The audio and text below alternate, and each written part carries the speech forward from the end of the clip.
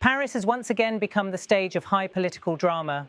Today, two of the most recognisable figures in French politics, Marine Le Pen and Jordan Bardella of the National Rally, emerged from their meeting with the Prime Minister with a bold and uncompromising message. They are demanding nothing less than an immediate dissolution of the National Assembly. According to them, the so-called miracle that might have saved the Bayrou government simply did not happen. Their conclusion: only new elections can provide France with the stability and legitimacy it urgently needs. The images of the day were striking. Le Pen and Bardella, leaving the Matignon courtyard, carried themselves with the confidence of leaders who believe the political tide is turning in their favour. Their words confirmed that impression. Bardella was first to speak, declaring, "The miracle did not happen, and obviously this interview, even if once again there is respect for the role of Prime Minister, will not change the opinion of the National Rally." His statement was clear. The Prime Minister's effort to reach out had failed. Respect for the office remained, but politically the gulf was unbridgeable. Marine Le Pen, long the face of the movement, delivered an even sharper critique. She accused François Bayrou of effectively pressing the ejector seat, conducting consultations only after it was already too late. In her words, "It's clear that things are headed in the wrong direction. If he had truly wanted to hear the various parties, this would have been done back in July, not as a negotiation over whether or not to vote confidence." For Le Pen, the Prime Minister's actions revealed weakness, hesitation, and a reactive style of leadership that failed to meet the moment. She then drove home the central demand that now defines the National Rally's position. Alongside Bardella, she insisted, "We are calling for an ultra-rapid dissolution because the reality is that the new majority emerging from these new elections must be able to construct a budget so that our country has a budget. That is, in reality, the only democratic solution." With those words, she framed the issue not just as a political manoeuvre, but as a democratic imperative. Without dissolution and fresh elections, she argued, France would be left paralysed, unable to pass even its national budget. Behind these remarks lies a deeper crisis. The Bayrou government faces a looming confidence vote, and whispers from the Assembly suggest the numbers are simply not there. A defeat would spell the end of the Prime Minister's fragile coalition, plunging France into yet another period of instability.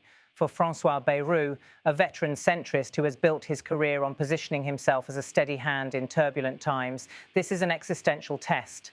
His effort to consult political leaders was designed to show openness and flexibility, but in the eyes of Le Pen and Bardella, it appeared as too little, too late.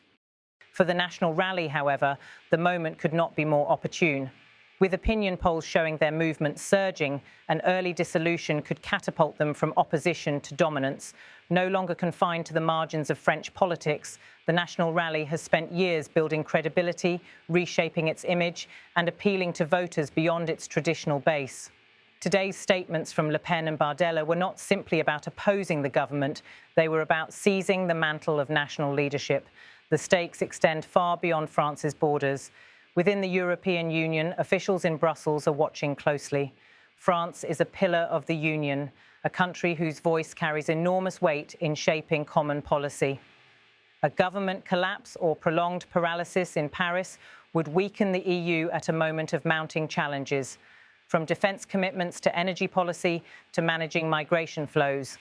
If the National Rally's call for dissolution succeeds, the ripple effects will be felt not only in French towns and cities, but across European capitals.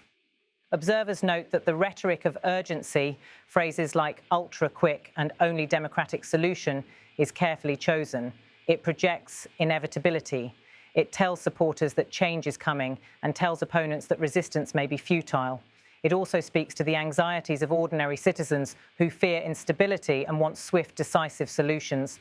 By tying dissolution directly to the ability to pass a budget, Le Pen ensures that her demand resonates with everyday concerns about governance and economic stability. Yet history offers a note of caution. Dissolving the Assembly has backfired before. In 1997, President Jacques Chirac's decision to dissolve resulted in an unexpected left-wing majority that weakened his presidency. For Emmanuel Macron, who appointed Bayrou, and for Bayrou himself, this precedent looms large. To call for dissolution is to gamble the balance of power. To refuse, however, risks the charge of clinging to a failed strategy. It is a dilemma with no easy answers. Meanwhile, the images of today will dominate the evening news. Le Pen and Bardella standing before the cameras, confident and combative, demanding immediate change. For supporters, these are the faces of a France ready for a new political order. For critics, they are a stark warning of how close the far right now stands to real power. Either way, their message has cut through the noise. France now stands at a political crossroads. Will Bayrou's government survive the coming vote of confidence? If it falls, will dissolution follow swiftly, as Le Pen and Bardella insist? And if new elections are held, will the national rally emerge with the majority they so clearly covet? The answers will shape not only the future of this government, but the trajectory of the Fifth Republic itself. For now, the demand is simple yet seismic. Dissolve the National Assembly, hold elections now, and let the people decide. Whether that call is answered in the coming days will determine whether France moves towards stability or toward another chapter of political upheaval. One thing is certain, the country waits anxiously poised between collapse and transformation, with its political future hanging in the balance.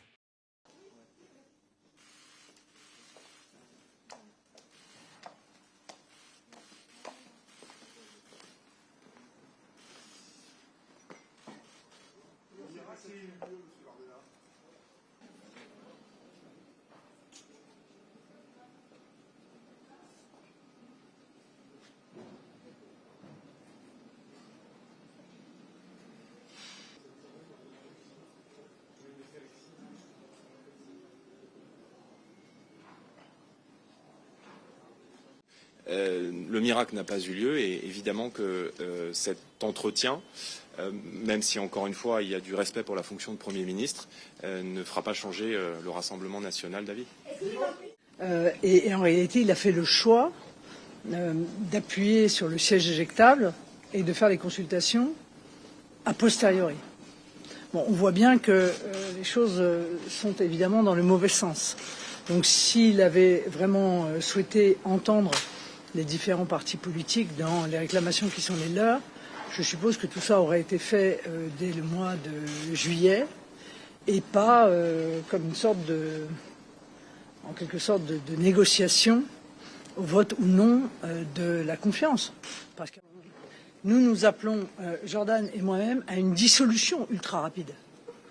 Parce que la réalité, c'est qu'il faut que la nouvelle majorité issue de ces nouvelles élections puisse construire un budget pour que notre pays ait un budget.